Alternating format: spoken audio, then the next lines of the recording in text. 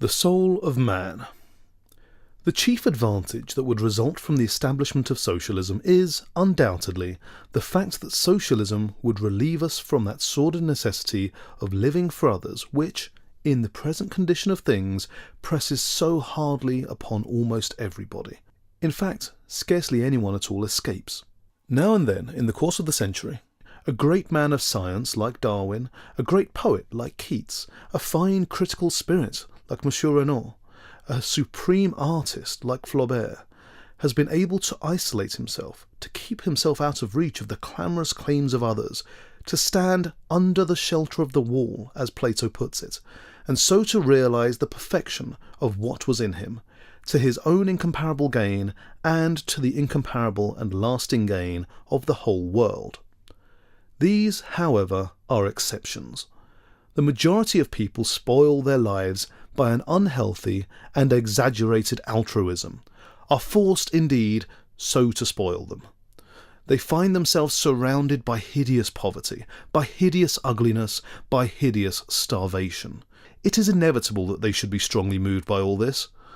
The emotions of man are stirred more quickly than man's intelligence, and, as I pointed out some time ago in an article on the function of criticism, it is much more easy to have sympathy with suffering than it is to have sympathy with thought. Accordingly, with admirable though misdirected intentions, they very seriously and very sentimentally set themselves to the task of remedying the evils that they see. But their remedies do not cure the disease, they merely prolong it. Indeed, their remedies are part of the disease. They try to solve the problem of poverty, for instance, by keeping the poor alive, or, in the case of a very advanced school, by amusing the poor. But this is not a solution, it is an aggravation of the difficulty.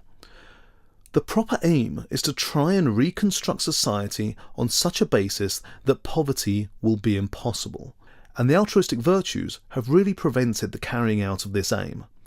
Just as the worst slave owners were those who were kind to their slaves, and so prevented the horror of the system being realized by those who suffered from it, and understood by those who contemplated it, so, in the present state of things in England, the people who do most harm are the people who try to do most good. And at last we have had the spectacle of men who have really studied the problem and know the life, educated men who live in the East End, coming forward and imploring the community to restrain its altruistic impulses of charity, benevolence, and the like. They do so on the ground that such charity degrades and demoralizes. They are perfectly right. Charity creates a multitude of sins. There is also this to be said. It is immoral to use private property in order to alleviate the horrible evils that result from the institution of private property. It is both immoral and unfair. Under socialism, all this will, of course, be altered. There will be no people living in fetid dens and fetid rags and bringing up unhealthy, hunger-pinched children in the midst of impossible and absolutely repulsive surroundings. The security of society will not depend, as it does now, on the state of the weather. If a frost comes, we shall not have 100,000 men out of work, tramping about the streets in a state of disgusting misery, or whining to their neighbours for alms, or crowding round the doors of loathsome shelters to try and secure a hunch of bread and a night's unclean lodging. Each member of the society will share in the general prosperity and happiness of the society, and if a frost comes, no one will practically be anything the worse. Upon the other hand, socialism itself will be of value simply because it will lead to individualism. Socialism, communism, or whatever one chooses to call it, by converting private property into public wealth and substituting cooperation for competition, will restore society to its proper condition of a thoroughly healthy organism and ensure the material well-being of each member of the community. It will, in fact, give life its proper basis and its proper environment. But for the full development of life to its highest mode of perfection, something more is needed. What is needed is individualism. If the socialism is authoritarian, if there are governments armed with economic power as they are now with political power, if, in a word, we are to have industrial tyrannies, then the last state of man will be worse than the first. At present, In consequence of the existence of private property, a great many people are enabled to develop a certain very limited amount of individualism. They are either under no necessity to work for their living, or are enabled to choose the sphere of activity that is really congenial to them and gives them pleasure. These are the poets, the philosophers, the men of science, the men of culture. In a word, the real men, the men who have realized themselves and in whom all humanity gains a partial realization. Upon the other hand, there are a great many people who, having no private property of their own, and being always on the brink of sheer starvation, are compelled to do the work of beasts of burden, to do work that is quite uncongenial to them, and to which they are forced by the peremptory, unreasonable, degrading tyranny of want. These are the poor, and amongst them there is no grace of manner, or charm of speech, or civilization, or culture, or refinement in pleasures or joy of life. From their collective force, humanity gains much in material prosperity. But it is only the material result that it gains, and the man who is poor is in himself absolutely of no importance. He is merely the infinitesimal atom of a force that, so far from regarding him, crushes him. Indeed, prefers him crushed, as in that case he is far more obedient. Of course, it might be said that the individualism generated under conditions of private property is not always, or even as a rule, of a fine or wonderful type, and that the poor, if they have not culture and charm, have still many virtues. Both these statements would be quite true. The possession of private property is very often extremely demoralizing, and that is, of course, one of the reasons why socialism wants to get rid of the institution. In fact, property is really a nuisance. Some years ago, people went about the country saying that property has duties. They said it so often and so tediously that, at last, the church has begun to say it. One hears it now from every pulpit. It is perfectly true. Property not merely has duties, but has so many duties that its possession to any large extent is a bore. It involves endless claims upon one, endless attention to business, endless bother. If property had simply pleasures, we could stand it, but its duties make it unbearable. In the interest of the rich, we must get rid of it. The virtues of the poor may be readily admitted, and are much to be regretted. We are often told that the poor are grateful for charity. Some of them are, no doubt, but the best amongst the poor are never grateful. They are ungrateful, discontented, disobedient, and rebellious. They are quite right to be so. Charity they feel to be a ridiculously inadequate mode of partial restitution, or a sentimental dole, usually accompanied by some impertinent attempt on the part of the sentimentalist to tyrannize over their private lives.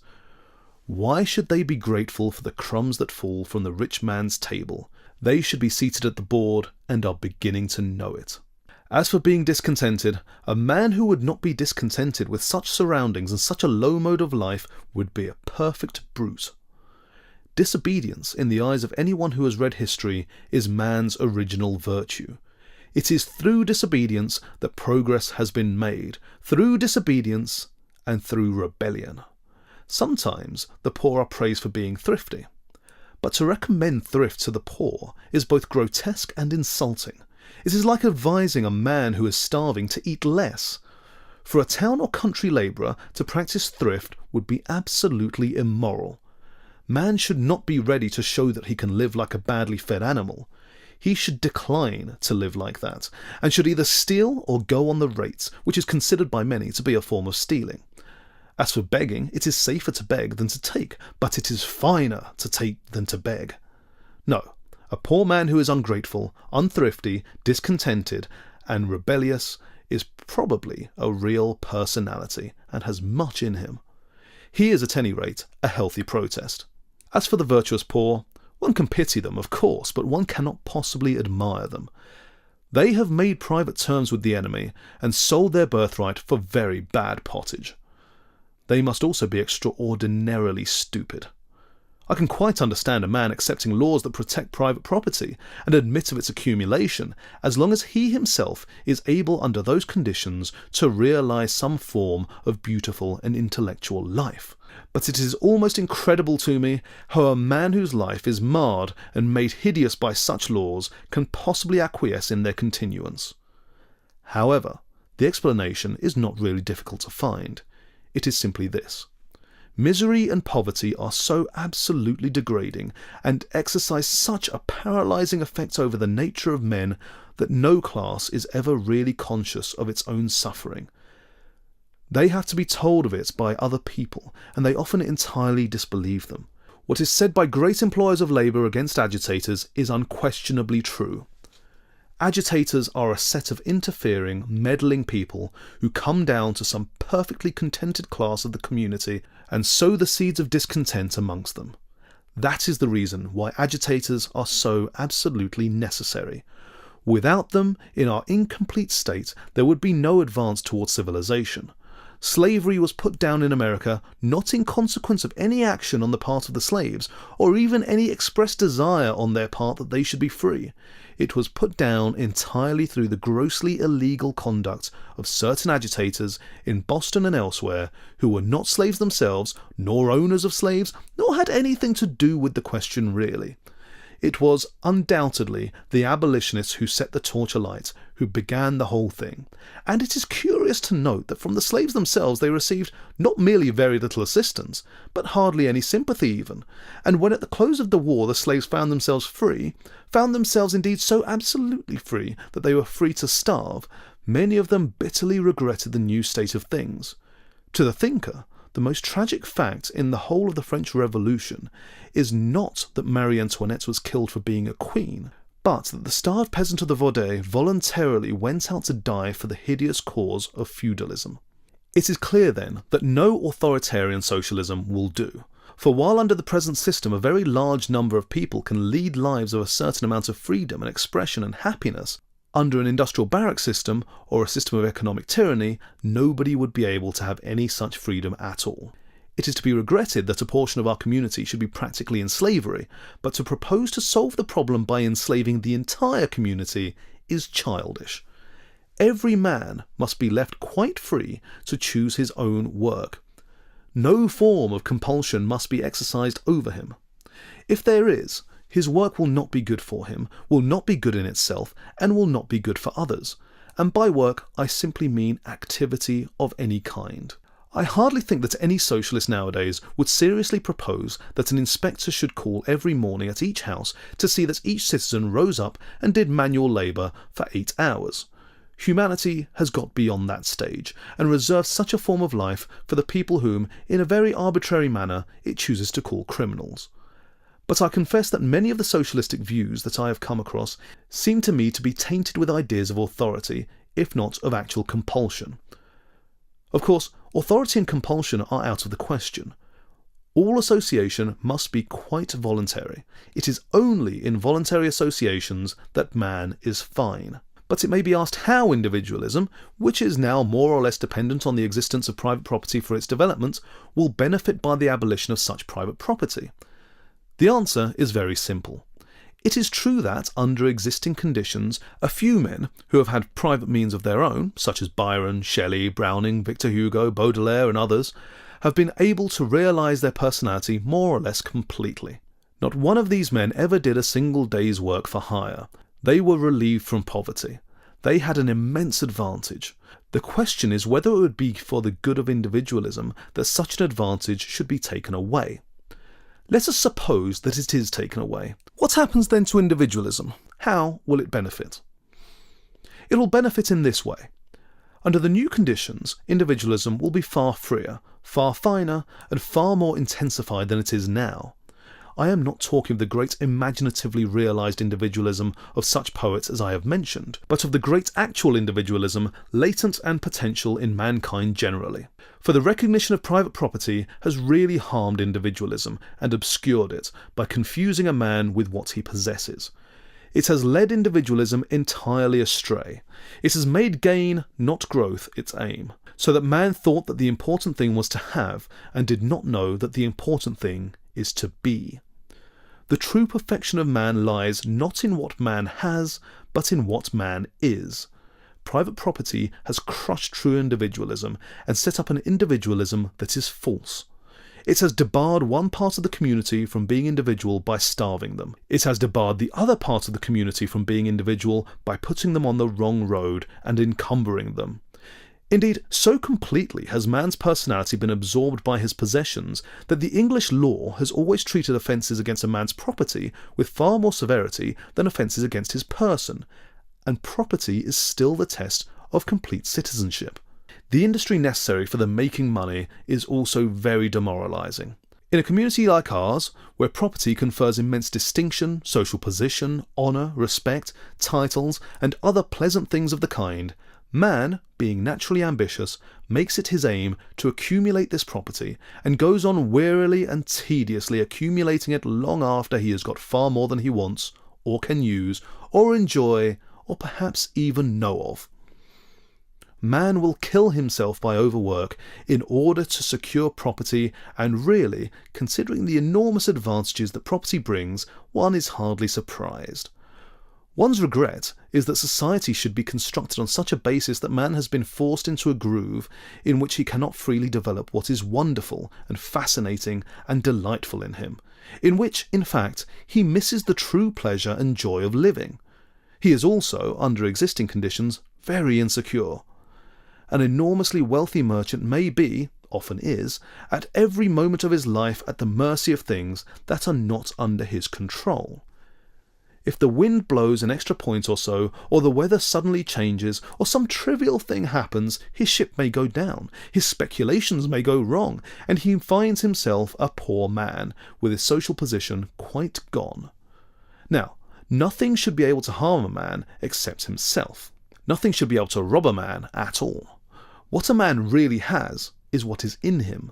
What is outside of him should be a matter of no importance. With the abolition of private property, then, we shall have true, beautiful, healthy individualism. Nobody will waste his life in accumulating things and the symbols for things. One will live. To live is the rarest thing in the world. Most people exist. That is all. It is a question whether we have ever seen the full expression of a personality, except on the imaginative plane of art. In action, we never have. Caesar, says Mommsen, was the complete and perfect man. But how tragically insecure was Caesar? Wherever there is a man who exercises authority, there is a man who resists authority. Caesar was very perfect, but his perfection travelled by too dangerous a road. Marcus Aurelius was the perfect man, says Renan. Yes, the great emperor was a perfect man, but how intolerable were the endless claims upon him! He staggered under the burden of the empire. He was conscious how inadequate one man was to bear the weight of that titan and too vast orb. What I mean by a perfect man is one who develops under perfect conditions, one who is not wounded or worried or maimed or in danger. Most personalities have been obliged to be rebels. Half their strength has been wasted in friction. Byron's personality, for instance, was terribly wasted in its battle with the stupidity and hypocrisy and philistinism of the English. Such battles do not always intensify strength. They often exaggerate weakness. Byron was never able to give us what he might have given us. Shelley escaped better. Like Byron, he got out of England as soon as possible, but he was not so well known. If the English had had any idea of what a great poet he really was, they would have fallen on him with tooth and nail and made his life as unbearable to him as they possibly could. But he was not a remarkable figure in society, and consequently he escaped to a certain degree. Still, even in Shelley, the note of rebellion is sometimes too strong. The note of the perfect personality is not rebellion, but peace. It will be a marvellous thing, the true personality of a man, when we see it. It will grow naturally and simply, flower-like or as a tree grows. It will not be at discord. It will never argue or dispute. It will not prove things. It will know everything, and yet it will not busy itself about knowledge. It will have wisdom. Its value will not be measured by material things. It will have nothing, and yet it will have everything, and whatever one takes from it, it will still have, so rich will it be. It will not be always meddling with others or asking them to be like itself. It will love them because they will be different, and yet while it will not meddle with others, it will help all, as a beautiful thing helps us by being what it is. The personality of man will be very wonderful. It will be as wonderful as the personality of a child. In its development, it will be assisted by Christianity, if men desire that, but if men do not desire that, it will develop none the less surely. For it will not worry itself about the past, nor care whether things happened or did not happen, nor will it admit any laws but its own laws, nor any authority but its own authority. Yet it will love those who sought to intensify it, and speak often of them, and of these Christ was one. Know thyself was written over the portal of the antique world. Over the portal of the new world, be thyself shall be written. And the message of Christ to man was simply, be thyself. That is the secret of Christ. When Jesus talks about the poor, he simply means personalities. Just as when he talks about the rich, he simply means people who have not developed their personalities. Jesus moved in a community that allowed the accumulation of private property just as ours does, and the gospel that he preached was not that in such a community it is an advantage for a man to live on scanty unwholesome food, to wear ragged unwholesome clothes, to sleep in horrid unwholesome dwellings, and a disadvantage for a man to live under healthy, pleasant and decent conditions. Such a view would have been wrong there and then, and would, of course, be still more wrong now and in England. For as man moves northward, the material necessities of life become of more vital importance, and our society is infinitely more complex and displays far greater extremes of luxury and pauperism than any society of the antique world. What Jesus meant was this. He said to man, you have a wonderful personality. Develop it. Be yourself. Don't imagine that your perfection lies in accumulating or possessing external things. Your affection is inside of you. If only you could realize that, you would not want to be rich. Ordinary riches can be stolen from a man. Real riches cannot. In the treasury house of your soul, there are infinitely precious things that may not be taken from you. And so, try to shape your life that external things will not harm you. And try also to get rid of personal property. It involves sordid preoccupation, endless industry, continual wrong. Personal property hinders individualism at every step. It is to be noted that Jesus never says that impoverished people are necessarily good, or wealthy people necessarily bad. That would not have been true. Wealthy people are, as a class, better than impoverished people, more moral, more intellectual, more well-behaved. There is only one class in the community that thinks more about money than the rich, and that is the poor. The poor can think of nothing else. That is the misery of being poor. What Jesus does say is that man reaches his perfection not through what he has, not even through what he does, but entirely through what he is.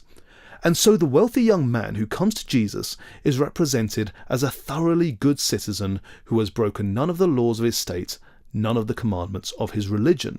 He is quite respectable, in the ordinary sense of that extraordinary word. Jesus says to him, you should give up private property. It hinders you from realizing your perfection.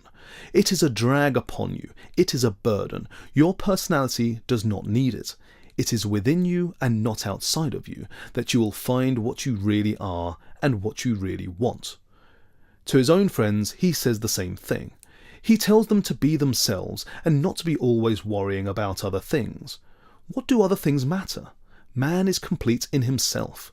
When they go into the world would disagree with them. That is inevitable. The world hates individualism, but that is not to trouble them. They are to be calm and self-centered. If a man takes their cloak, they are to give him their coat, just to show that material things are of no importance. If people abuse them, they are not to answer back. What does it signify? The things people say of a man do not alter a man. He is what he is. Public opinion is of no value whatsoever. Even if people employ actual violence, they are not to be violent in turn. That would be to fall to the same low level. After all, even in prison, a man can be quite free. His soul can be free. His personality can be untroubled. He can be at peace. And above all things, they are not to interfere with other people or judge them in any way. Personality is a very mysterious thing. A man cannot always be estimated by what he does. He may keep the law and yet be worthless. He may break the law and yet be fine. He may be bad without ever doing anything bad. He may commit a sin against society and yet realize through that sin his true perfection. There was a woman who was taken in adultery. We are not told the history of her love, but that love must have been very great, for Jesus said her sins were forgiven her, not because she repented, but because her love was so intense and wonderful. Later on, a short time before his death, as he sat at a feast, the woman came in and poured costly perfumes on his hair. His friends tried to interfere with her, and said that it was an extravagance, that the money the perfume cost should have been expended on charitable relief of people in want, or something of that kind. Jesus did not accept that view.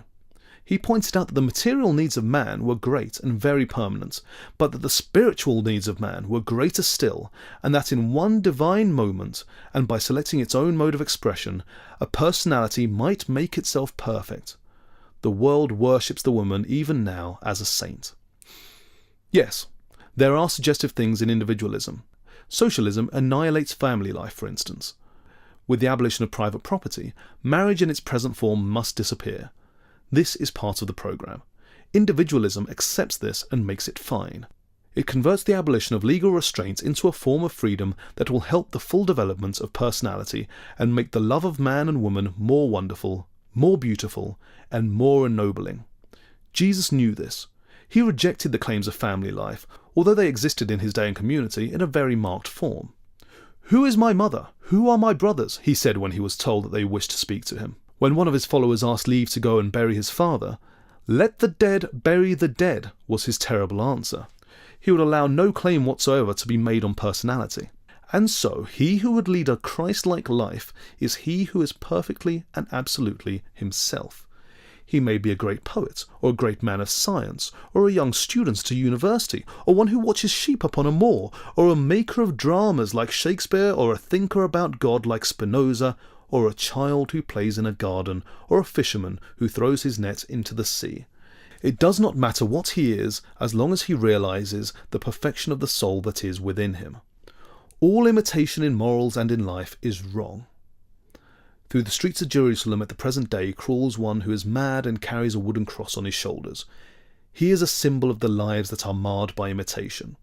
Father Damien was Christ-like when he went out to live with the lepers, because in such service he realized fully what was best in him. But he was not more Christ-like than Wagner when he realized his soul in music, or than Shelley when he realized his soul in song. There is no one type for man. There are as many perfections as there are imperfect men. And while to the claims of a charity a man may yield and yet be free, to the claims of conformity no man may yield and remain free at all. Individualism, then, is what through socialism we are to attain to. As a natural result, the state must give up all idea of government. It must give it up because, as a wise man once said many centuries before Christ, there is such a thing as leaving mankind alone. There is no such thing as governing mankind. All modes of government are failures. Despotism is unjust to everybody, including the despot, who was probably made for better things. Oligarchies are unjust to the many, and ochlocracies are unjust to the few. High hopes were once formed of democracy, but democracy means simply the bludgeoning of the people, by the people, for the people. It has been found out. I must say that it was high time, for all authority is quite degrading. It degrades those who exercise it, and degrades those over whom it is exercised. When it is violently, grossly, and cruelly used, it produces a good effect by creating, or at any rate bringing out, the spirit of revolt and individualism that is to kill it. When it is used with a certain amount of kindness and accompanied by prizes and rewards, it is dreadfully demoralizing. People in that case are less conscious of the horrible pressure that is being put on them, and so go through their lives in a sort of coarse comfort, like petted animals, without ever realizing that they are probably thinking other people's thoughts, living by other people's standards, wearing practically what one may call other people's second-hand clothes, and never being themselves for a single moment. He who would be free, says a fine thinker, must not conform. And authority, by bribing people to conform, produces a very gross kind of overfed barbarism amongst us. With authority, punishment will pass away. This will be a great gain, a gain, in fact, of incalculable value. As one reads history, not in the expurgated editions written for schoolboys and passmen, but in the original authorities of each time, one is absolutely sickened, not by the crimes that the wicked have committed, but by the punishments that the good have inflicted, and a community is infinitely more brutalized by the habitual employment of punishment than it is by the occurrence of crime. It obviously follows that the more punishment is inflicted, the more crime is produced, and most modern legislation has clearly recognised this and has made it its task to diminish punishment as far as it thinks it can. Wherever it has really diminished it, the results have always been extremely good. The less punishment, the less crime. When there is no punishment at all, crime will either cease to exist or, if it occurs, will be treated by physicians as a very distressing form of dementia to be cured by care and kindness. For what are called criminals nowadays are not criminals at all. Starvation and not sin is the parent of modern crime.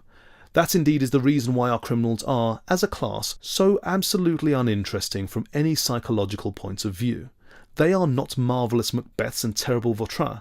They are merely what ordinary, respectable, commonplace people would be if they had not got enough to eat. When private property is abolished, there will be no necessity for crime, no demand for it. It will cease to exist. Of course, all crimes are not crimes against property, though such are the crimes that the English law, valuing what a man has more than what a man is, punishes with the harshest and most horrible severity, if we accept the crime of murder, and regard death as worse than penal servitude, a point on which our criminals, I believe, disagree.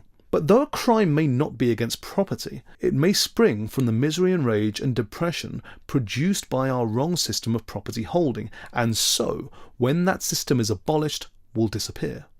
When each member of the community has sufficient for his wants and is not interfered with by his neighbour, it will not be an object of any interest to him to interfere with anyone else. Jealousy, which is an extraordinary source of crime in modern life, is an emotion closely bound up with our conceptions of property, and under socialism and individualism will die out. It is remarkable that in communistic tribes, jealousy is entirely unknown. Now, as the state is not to govern, it may be asked what the state is to do. The state is to be a voluntary association that will organise labour and be the manufacturer and distributor of necessary commodities. The state is to make what is useful. The individual is to make what is beautiful. And as I have mentioned the word labour, I cannot help saying that a great deal of nonsense is being written and talked nowadays about the dignity of manual labour.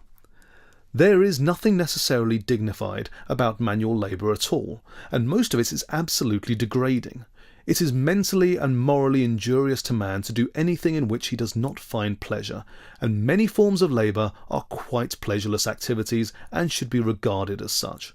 To sweep a slushy crossing for 8 hours on a day when the east wind is blowing is a disgusting occupation. To sweep it with mental, moral or physical dignity seems to me to be impossible. To sweep it with joy would be appalling. Man is made for something better than disturbing dirt. All work of that kind should be done by a machine, and I have no doubt that it will be so. Up to the present, man has been, to a certain extent, the slave of machinery, and there is something tragic in the fact that as soon as man had invented a machine to do his work, he began to starve. This, however, is, of course, the result of our property system and our system of competition. One man owns a machine which does the work of 500 men. 500 men are, in consequence, thrown out of employment and, having no work to do, become hungry and take to thieving. The one man secures the produce of the machine and keeps it, and has 500 times as much as he should have, and probably, which is of much more importance, a great deal more than he really wants. Were that machine the property of all, everyone would benefit by it. It would be an immense advantage to the community. All unintellectual labour, all monotonous, dull labour, all labour that deals with dreadful things and involves unpleasant conditions must be done by machinery. Machinery must work for us in coal mines and do all sanitary services and be the stoker of steamers and clean the streets and run messages on wet days and do anything that is tedious or distressing. At present, machinery competes against man.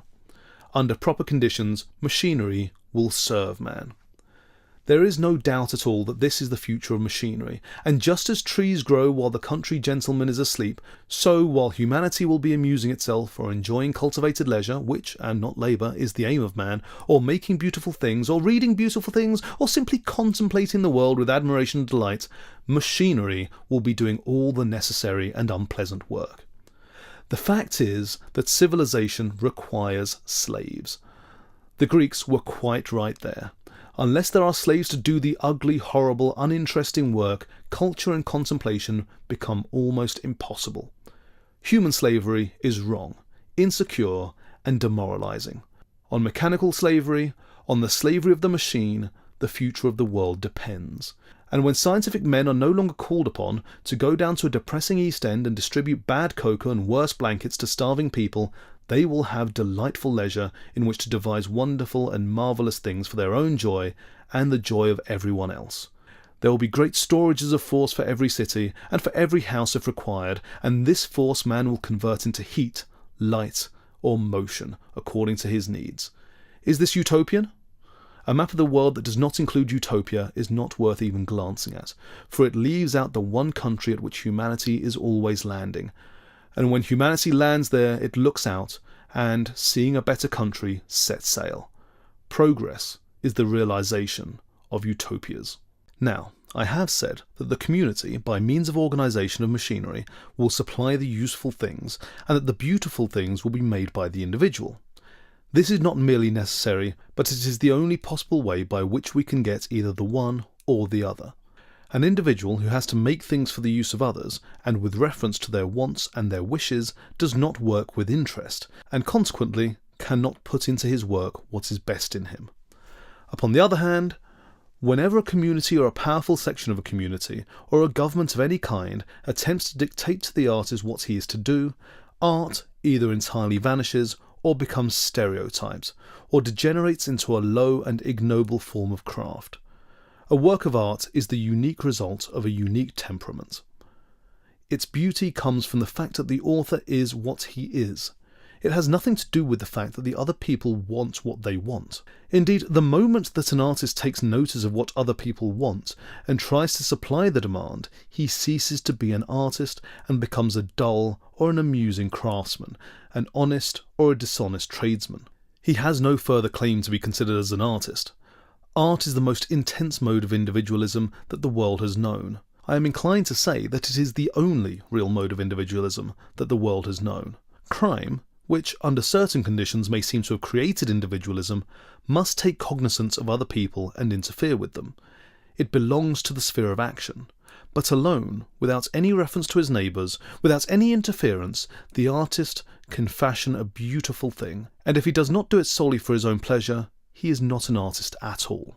And it is to be noted that it is the fact that art is this intense form of individualism that makes the public try to exercise over it an authority that is as immoral as it is ridiculous, and as corrupting as it is contemptible. It is not quite their fault. The public has always, and in every age, been badly brought up. They are continually asking art to be popular, to please their want of taste, to flatter their absurd vanity, to tell them what they have been told before, to show them what they ought to be tired of seeing, to amuse them when they feel heavy after eating too much, and to distract their thoughts when they are wearied of their own stupidity. Now, art should never try to be popular. The public should try to make itself artistic. There is a very wide difference. If a man of science were told that the results of his experiments and the conclusions that he arrived at should be of such a character that they would not upset the received popular notions on the subject, or disturb popular prejudice, or hurt the sensibilities of people who knew nothing about science, if a philosopher were told that he had a perfect right to speculate in the highest spheres of thought, provided that he arrived at the same conclusions as were held by those who had never thought in any sphere at all, well, nowadays the man of science and philosopher would be considerably amused. Yet it is really a very few years since both philosophy and science were subjected to brutal popular control, to authority in fact. The authority of either the general ignorance of the community or the terror and greed for power of an ecclesiastical or governmental class.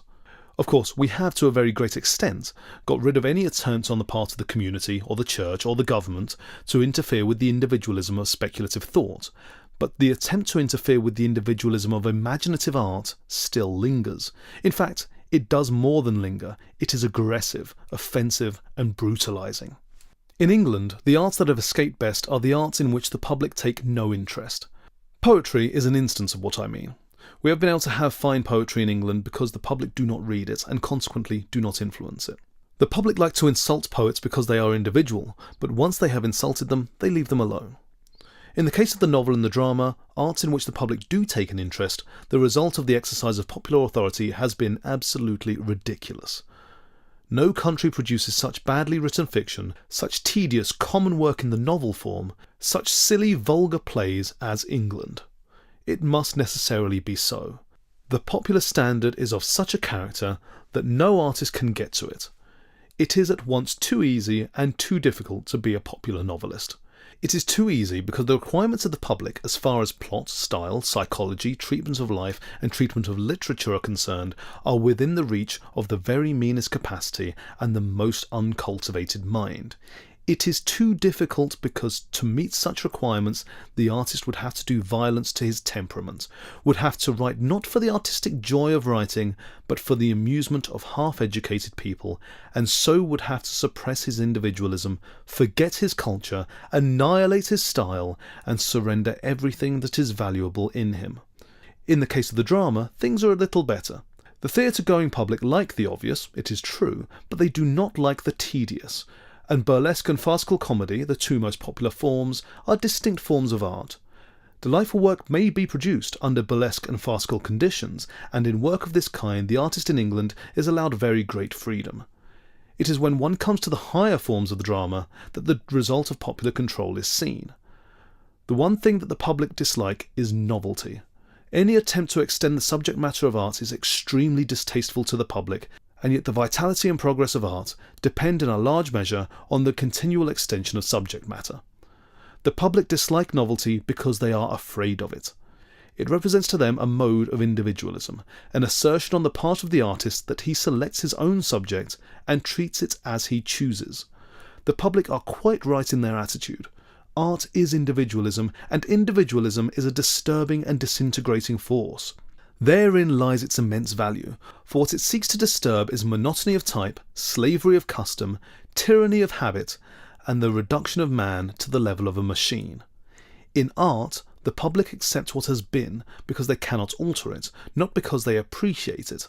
They swallow their classics whole and never taste them. They endure them as the inevitable, and as they cannot mar them, they mouth about them.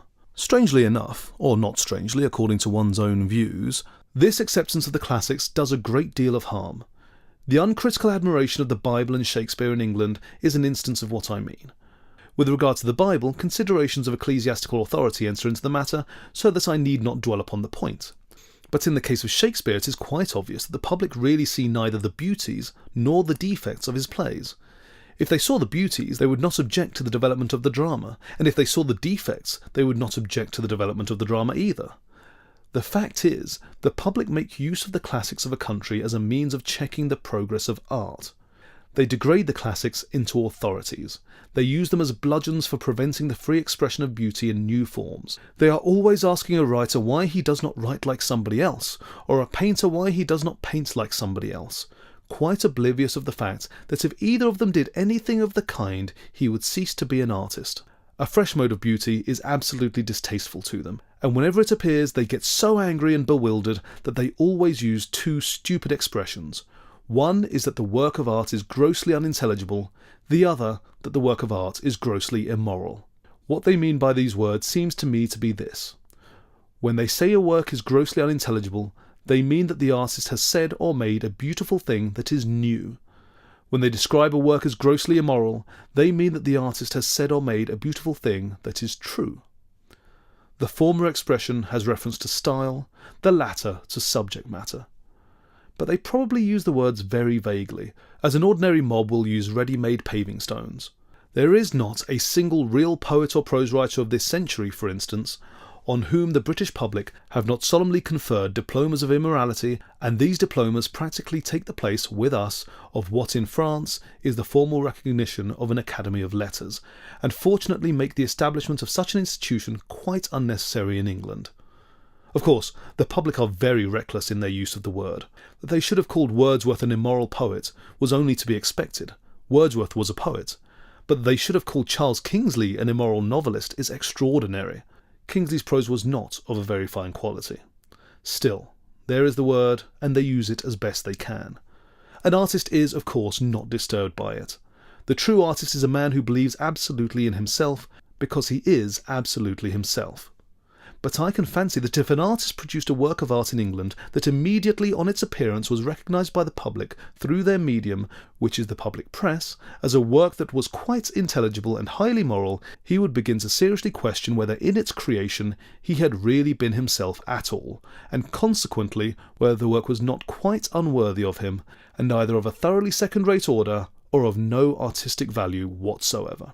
Perhaps, however, I have wronged the public limiting them to such words as immoral, unintelligible, exotic, and unhealthy.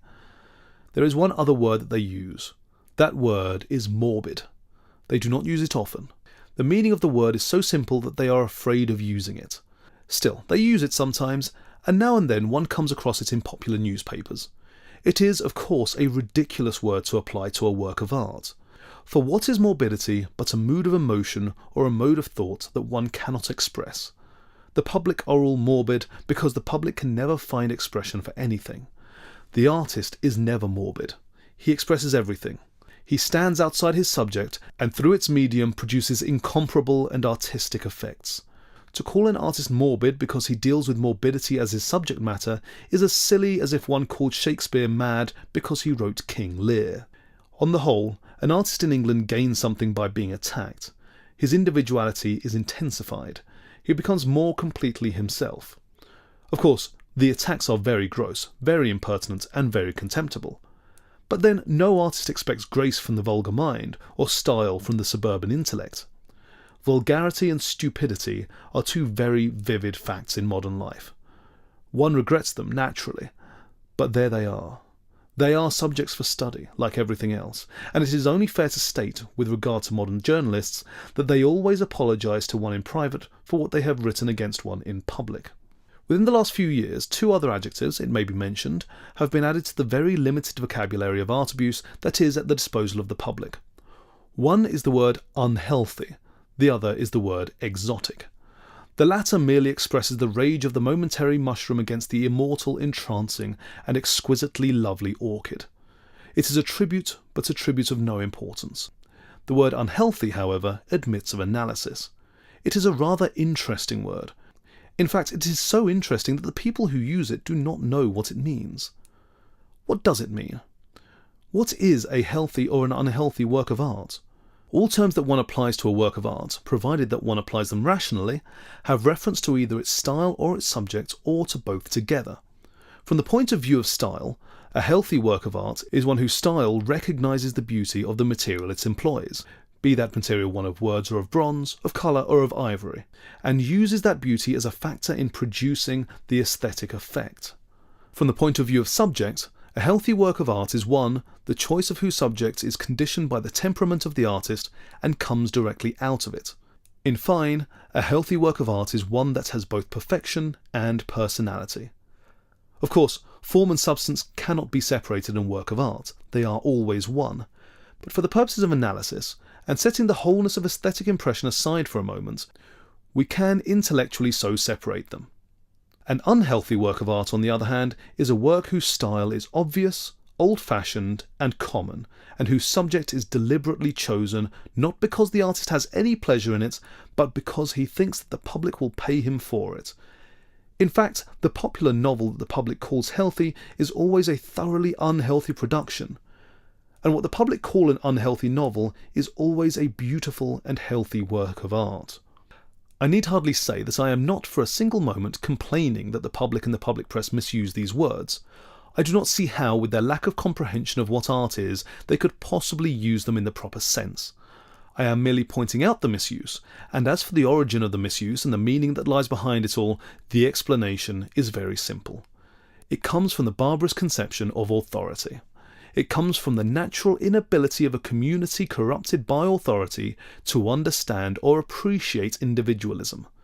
In a word, it comes from that monstrous and ignorant thing that is called public opinion, which, bad and well-meaning as it is when it tries to control action, is infamous and of evil meaning when it tries to control thought or art.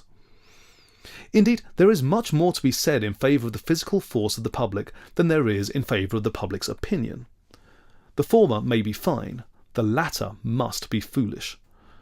It is often said that force is no argument. That, however, entirely depends on what one wants to prove. Many of the most important problems of the last few centuries, such as the continuance of personal government in England or of feudalism in France, have been solved entirely by means of physical force.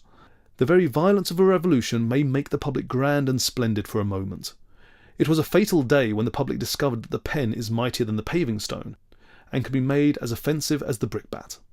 They at once sought for the journalist, found him, developed him, and made him their industrious and well-paid servant. It is greatly to be regretted, for both their sakes. Behind the barricade there may be much that is noble and heroic, but what is there behind the leading article but prejudice, stupidity, cant and twaddle? When these four are joined together they make a terrible force, and constitute the new authority. In old days men had the rack, now they have the press. That is an improvement certainly, but still it is very bad and wrong and demoralising. Somebody, was it Burke, called journalism the fourth estate. That was true at the time, no doubt, but at the present moment it really is the only estate. It has eaten up the other three. The Lords Temporal say nothing, the Lords Spiritual have nothing to say, and the House of Commons has nothing to say, and says it. We are dominated by journalism. In America the President reigns for 4 years, and journalism governs for ever and ever. Fortunately, in America journalism has carried its authority to the grossest and most brutal extreme. As a natural consequence, it has begun to create a spirit of revolt. People are amused by it or disgusted by it according to their temperaments. But it is no longer the real force it was. It is not seriously treated. In England, journalism, not, except in a few well-known instances, having been carried to such excesses of brutality, is still a great factor, a really remarkable power. The tyranny that it proposes to exercise over people's private lives seems to me to be quite extraordinary. The fact is that the public have an insatiable curiosity to know everything except what is worth knowing. Journalism, conscious of this, and having tradesman-like habits, supplies their demands. In centuries before ours, the public nailed the ears of journalists to the pump. That was quite hideous. In this century, journalists have nailed their own ears to the keyhole. That is much worse. And what aggravates the mischief is that the journalists who are most to blame are not the amusing journalists who write for what are called society papers.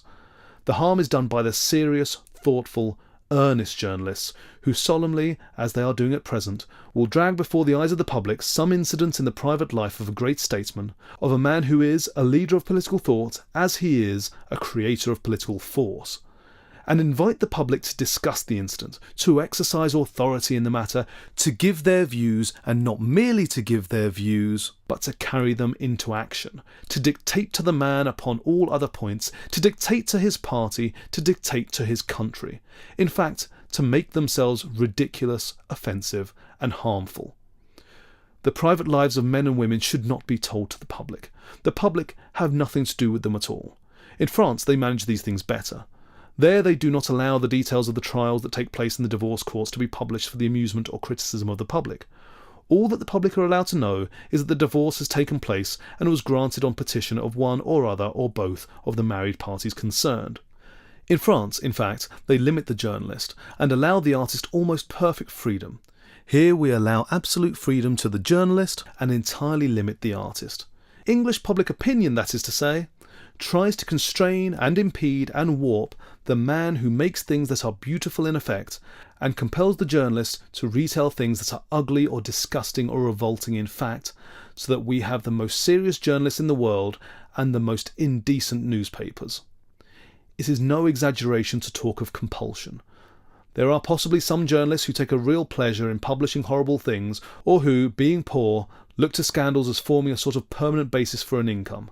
But there are other journalists, I feel certain, men of education and cultivation, who really dislike publishing these things, who know that it is wrong to do so, and only do it because the unhealthy conditions under which their occupation is carried on oblige them to supply the public with what the public wants, and to compete with other journalists in making that supply as full and satisfying to the gross popular appetite as possible. It is a very degrading position for any body of educated men to be placed in, and I have no doubt that most of them feel it acutely. However, let us leave what is really a very sordid side of the subject and return to the question of popular control of the matter of art, by which I mean public opinion dictating to the artist the form which he is to use, the mode in which he is to use it, and the materials with which he is to work. I have pointed out that the arts which have escaped best in England are the arts in which the public have not been interested. They are, however, interested in the drama, and as a certain advance has been made in the drama within the last 10 or 15 years, it is important to point out that this advance is entirely due to a few individual artists refusing to accept the popular want of taste as their standard, and refusing to regard art as a mere matter of demand and supply.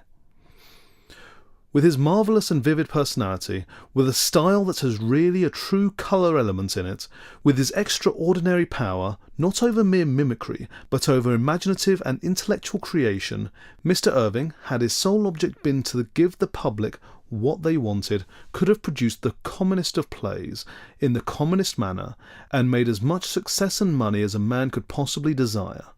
But his object was not that. His object was to realise his own perfection as an artist under certain conditions and in certain forms of art. At first he appealed to the few, now he has educated the many. He has created in the public both taste and temperament. The public appreciates his artistic success immensely. I often wonder, however, whether the public understand that that success is entirely due to the fact that he did not accept their standard, but realised his own. With their standard, the Lyceum would have been a sort of second-rate booth, as some sorts of popular theatres in London are at present. Whether they understand this or not, the fact however remains that taste and temperament have, to a certain extent, been created in the public, and that the public is capable of developing these qualities. The problem then is, why do not the public become more civilised? They have the capacity. What stops them? The thing that stops them, it must be said again, is their desire to exercise authority over the artist and over works of art. To certain theatres, such as the Lyceum and the Haymarket, the public seem to come in a proper mood. In both of these theatres there have been individual artists who have succeeded in creating in their audiences, and every theatre in London has its own audience, the temperament to which art appeals. And what is that temperament? It is the temperament of receptivity. That is all. If a man approaches a work of art with any desire to exercise authority over it and the artist, he approaches it in such a spirit that he cannot receive any artistic impression from it at all. The work of art is to dominate the spectator. The spectator is not to dominate the work of art. The spectator is to be receptive.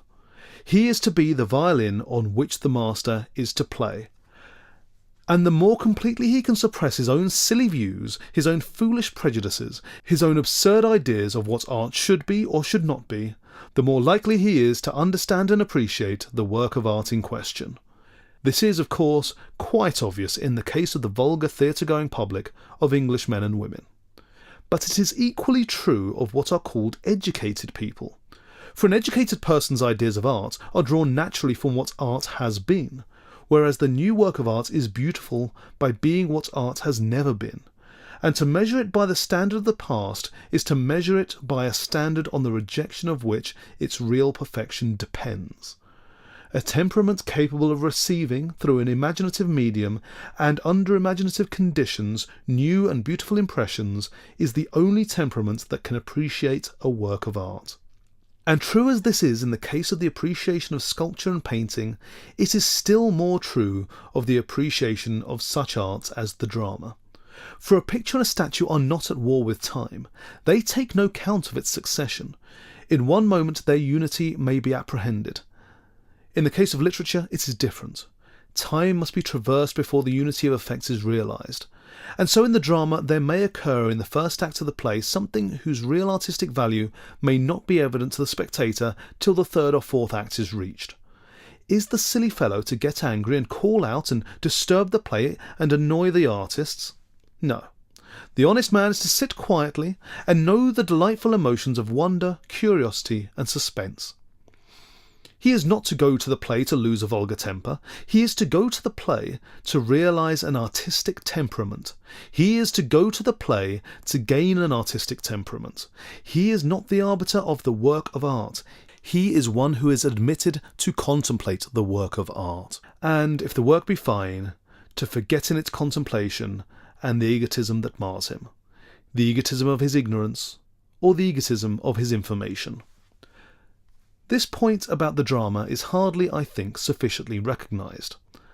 I can quite understand that were Macbeth produced for the first time before a modern London audience, many of the people present would strongly and vigorously object to the introduction of the witches in the first act, with their grotesque phrases and their ridiculous words.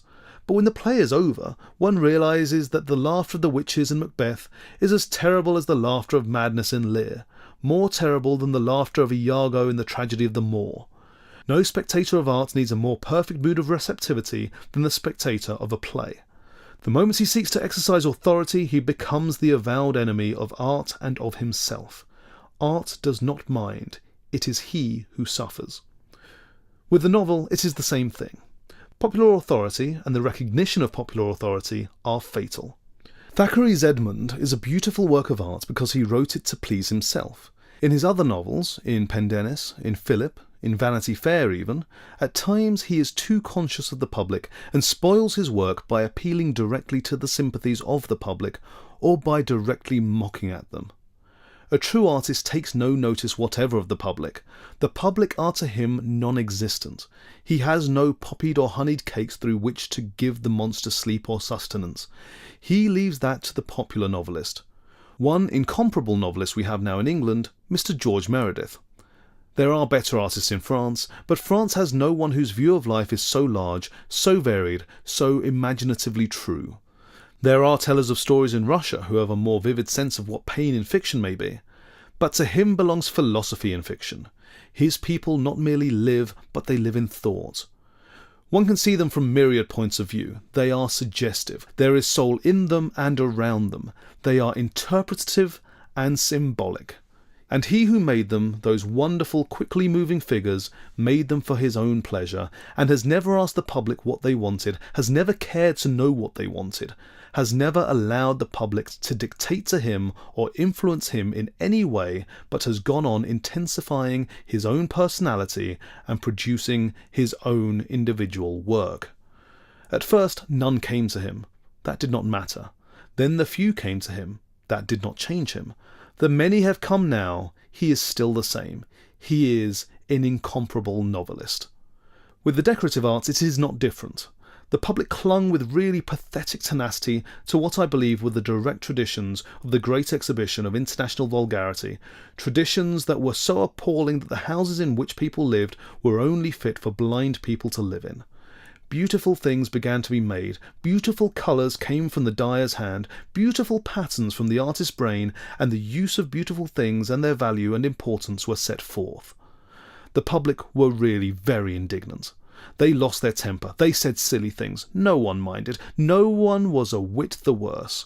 No one accepted the authority of public opinion, and now it is almost impossible to enter any modern house without seeing some recognition of good taste, some recognition of the value of lovely surroundings, some sign of appreciation of beauty.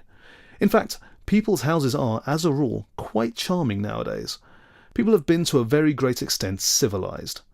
It is only fair to state, however, that the extraordinary success of the revolution in house decoration and furniture and the like has not really been due to the majority of the public developing a very fine taste in such matters.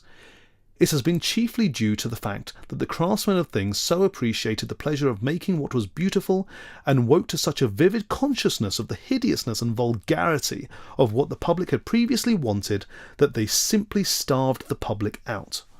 It would be quite impossible at the present moment to furnish a room as rooms were furnished a few years ago, without going for everything to an auction of second-hand furniture from some third-rate lodging house. The things are no longer made. However they may object to it, people must nowadays have something charming in their surroundings. Fortunately for them, their assumption of authority in these art matters came to entire grief. It is evident then that all authority in such things is bad. People sometimes inquire what form of government is most suitable for an artist to live under. To this question there is only one answer. The form of government that is most suitable to the artist is no government at all. Authority over him and his art is ridiculous. It has been stated that under despotisms artists have produced lovely work. This is not quite so.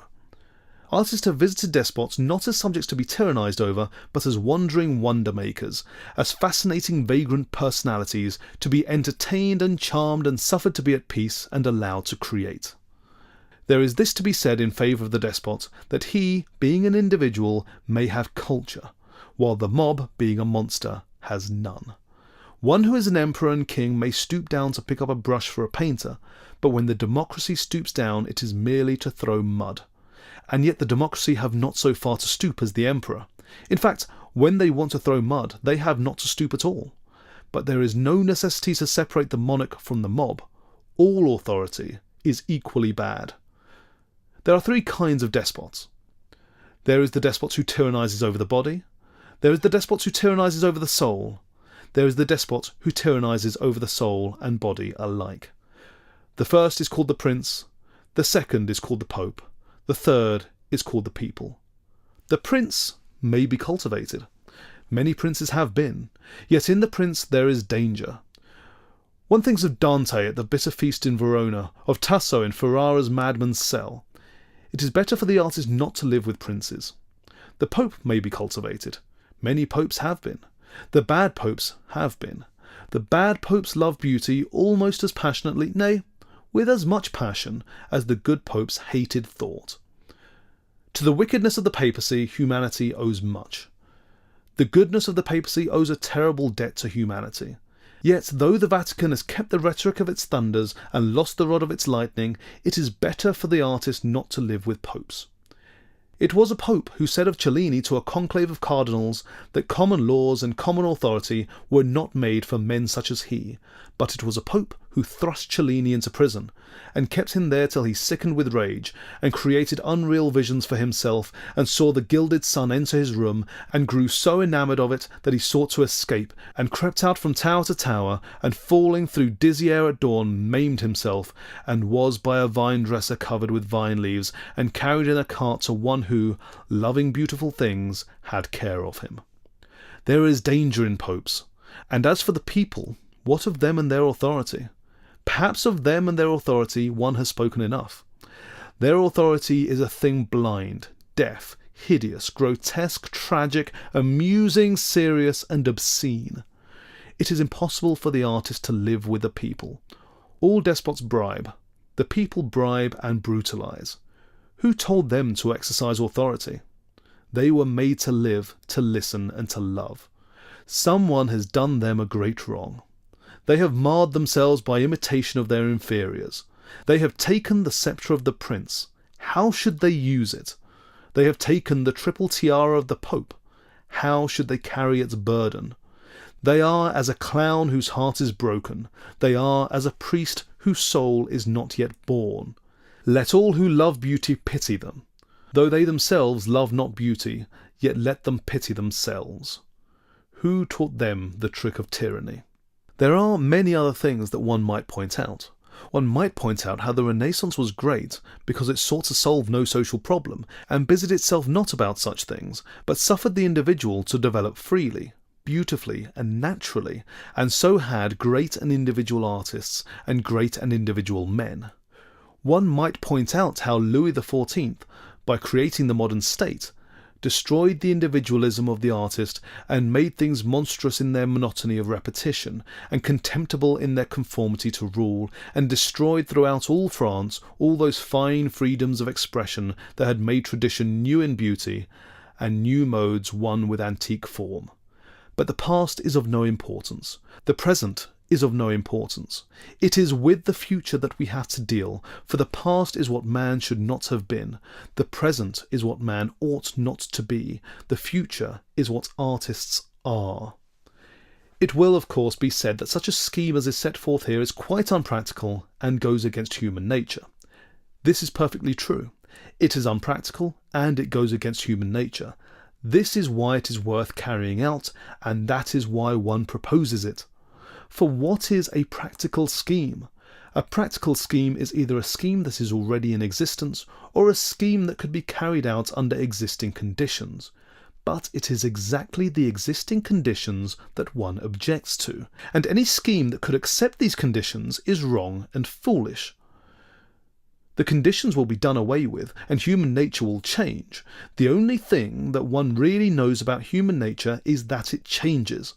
Change is the one quality we can predicate of it. The systems that fail are those that rely on the permanency of human nature and not on its growth and development. The error of Louis XIV was that he thought human nature would always be the same. The result of his error was the French Revolution. It was an admirable result. All the results of the mistakes of governments are quite admirable. It is to be noted also that individualism does not come to man with any sickly cant about duty, which merely means doing what other people want because they want it, or any hideous cant about self-sacrifice, which is merely a survival of savage mutilation. In fact, it does not come to man with any claims upon him at all. It comes naturally and inevitably out of man. It is the point to which all development tends. It is the differentiation to which all organisms grow. It is the perfection that is inherent in every mode of life and towards which every mode of life quickens. And so individualism exercises no compulsion over man. On the contrary, it says to man that he should suffer no compulsion to be exercised over him. It does not try to force people to be good. It knows that people are good when they are let alone. Man will develop individualism out of himself. Man is now so developing individualism. To ask whether individualism is practical is like asking whether evolution is practical. Evolution is the law of life, and there is no evolution except towards individualism. Where this tendency is not expressed, it is a case of artificially arrested growth, or of disease, or of death. Individualism will also be unselfish and unaffected. It has been pointed out that one of the results of the extraordinary tyranny of authority is that words are absolutely distorted from their proper and simple meaning, and are used to express the obverse of their right signification. What is true about art is true about life. A man is called affected nowadays if he dresses as he likes to dress, but in doing that he is acting in a perfectly natural manner. Affectation in such matters consists in dressing according to the views of one's neighbour, whose views, as they are the views of the majority, will probably be extremely stupid. Or a man is called selfish if he lives in the manner that seems to him most suitable for the full realisation of his own personality, if in fact the primary aim of his life is self-development. But this is the way in which everyone should live. Selfishness is not living as one wishes to live, it is asking others to live as one wishes to live, and unselfishness is letting other people's lives alone, not interfering with them. Selfishness always aims at creating around it an absolute uniformity of type. Unselfishness recognises infinite variety of type as a delightful thing, accepts it, acquiesces in it, enjoys it. It is not selfish to think for oneself. A man who does not think for himself does not think at all. It is grossly selfish to require of one's neighbour that he should think in the same way and hold the same opinions. Why should he? If he can think, he will probably think differently. If he cannot think, it is monstrous to require thought of any kind from him. A red rose is not selfish because it wants to be a red rose. It would be horribly selfish if it wanted all the other flowers in the garden to be both red and roses. Under individualism, people will be quite natural and absolutely unselfish, and will know the meanings of the words and realise them in their free, beautiful lives. Nor will men be egotistic as they are now. For the egotist is he who makes claims upon others, and the individualist will not desire to do that. It will not give him pleasure.